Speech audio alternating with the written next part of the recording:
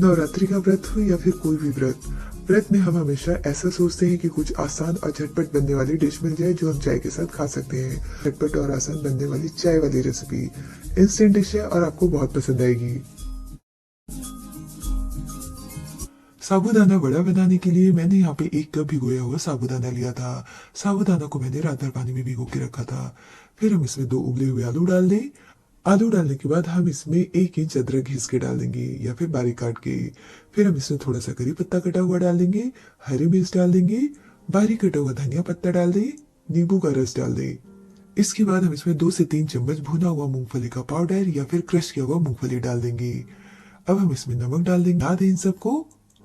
और ये हमारा वड़े का डो बन के तैयार हो गया है। तो हाथों को क्लीन करें और उसके बाद इसके ऊपर थोड़ा सा ऑयल लगा के हम इसका ये वड़ा बना लेंगे।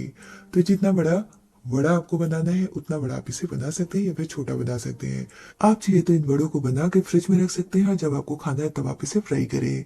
तो गर्म तेल में हम ये वड़ा डाल देंगे और मीडियम फ्लेम पे इसे तब तक फ्राई करेंगे जब तक इसका जो कलर है वो गोल्डन ब्राउन नहीं हो जाए। धीमी आंच पे नहीं तले, मीडियम या फिर मीडियम हाई फ्लेम पे। और जैसे इसका कलर गोल्डन हो जाएगा हम इसे निकाल लेंगे। साबूदाना के वड़े जो है वो ऊपर से एकदम क्रिस्पी और अंदर से सॉफ्ट रहते हैं।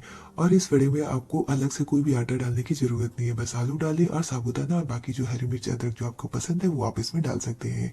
तो सर्व करने के लिए आप इसे बस हरी चटनी के साथ सर्व करें।